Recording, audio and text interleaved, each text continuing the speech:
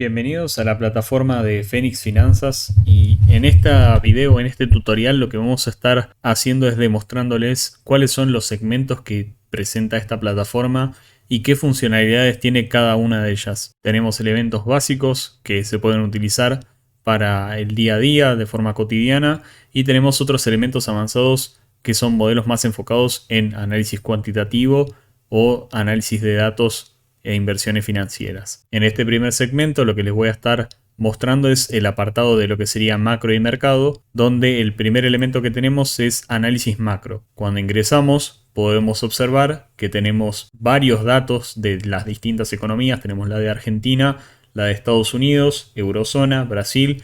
Se pueden ir agregando más con el correr del tiempo, pero en principio las principales son estas. Y vamos a entrar, por ejemplo, en el apartado de Argentina para poder ver cuáles son, en este caso, el IPC mensual, tenemos la tasa Butler, tenemos el tipo de cambio oficial, las reservas del Banco Central y tenemos todo tipo de información a nivel macroeconómico que se puede llegar a utilizar para distintos tipos de inversión.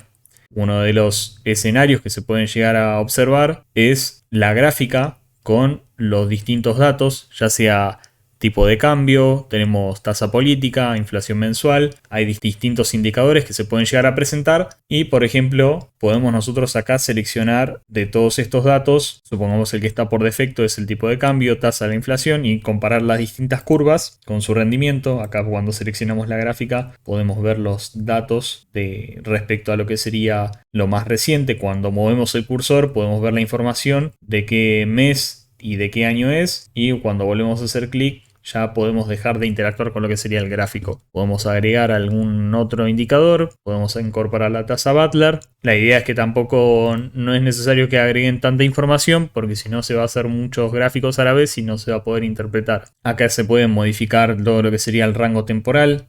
Va desde el 2000 hasta la actualidad prácticamente, pero esto se puede acortar la información. La frecuencia es trimestral, se puede cambiar a mensual o anual. Tenemos también la transformación de lo que sería el dato en crudo en sí del indicador. Podemos seleccionar la variación porcentual, ¿sí? Lo que sería el cambio de porcentaje. Y acá, como verán, cada resultado va variando según el día. Tenemos también el dato interanual de cómo fue evolucionando y también tenemos el acumulado. Fíjense cómo tenemos toda la gráfica y con eso sería esta parte del apartado del gráfico. Después acá más abajo tenemos varios elementos como por ejemplo la Rolling Correlation o correlación por rolling, que sería seleccionar un periodo, en este caso serían de 24 meses y poner por ejemplo el tipo de cambio con respecto a lo que sería las reservas del Banco Central. Entonces podemos especular qué correlación tienen estas dos variables y podemos ver que depende mucho del ciclo, ¿no? Fíjense que acá tenemos una correlación que está por debajo de lo que sería el 0.5, menos 0.5 en negativo. Acá cruza la línea del 0, es decir que acá cuando está en 0 son variables independientes y acá tienen cierta correlación, ¿sí? ¿Qué significa esto? Que por ejemplo, si tenemos una correlación de 0.5, podemos decir que si el tipo de cambio sube un 1%, la reserva del Banco Central teóricamente se verían incrementadas en 0.5%. Ahora, si vamos en sentido contrario, podemos ver que si el tipo de cambio sube un 1%, las reservas del Banco Central significa que bajan un 0.5%. Después tenemos acá lo que sería la causalidad de Granger, que podemos ver también cómo se relaciona lo que sería el tipo de cambio con la reserva del Banco Central. Y fíjense acá que aclara la información. ¿Sí? Es decir, que el tipo de cambio parece que no es estacionaria. Se puede considerar usar una transformación interanual o delta antes de interpretar el resultado. ¿Bien? Por lo tanto, podemos entender que no hay no hay evidencia estadística de que el tipo de cambio a través de la causalidad de Granger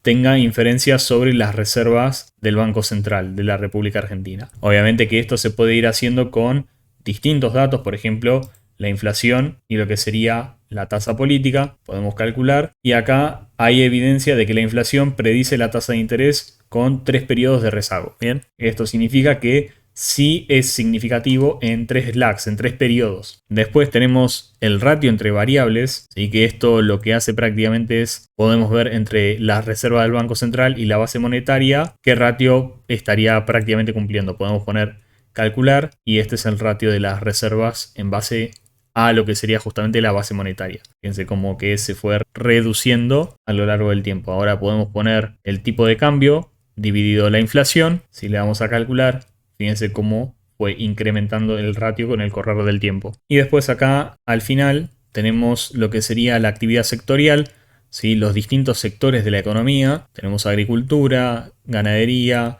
comercio mayorista, construcción, electricidad, enseñanza, explotación de minas, etcétera. O sea, hay varios rubros que se incorporan acá y lo que hacen es calcular cuánto creció un sector de un año a otro. Entonces, acá podemos ver los distintos sectores. Después tenemos los datos para poder compararlos. Tenemos la comparativa, que puede ser algo, un preset rápido, la manufactura respecto a lo que sería el agro.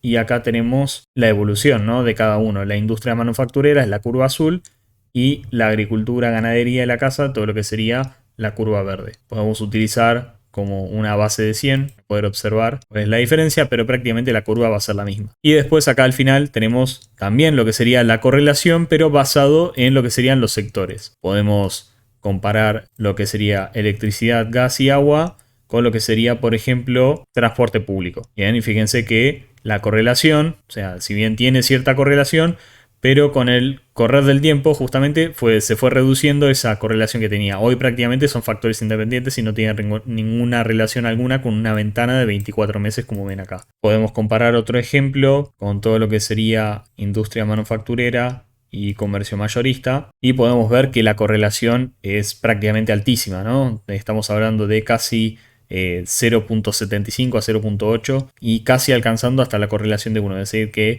se correlacionan casi perfectamente uno con el otro. Y acá tenemos lo mismo pero aplicado a lo que serían sectores, ¿no? Industria manufacturera, comercio mayorista minorista, LAX de 12 y fíjense que acá dice hay evidencia estadística de que la industria manufacturera predice el comercio mayorista minorista y reparaciones con 1, 2, 3 periodos de rezago con un valor de P menor a 0.05. Bien, y fíjense acá el p-value como se mantiene por debajo de lo que sería el 0.05. Esto quiere decir que un factor influye respecto al otro y por lo tanto la caída de la industria manufacturera puede predecir con un lag de 12 periodos que el comercio mayorista puede llegar a caer.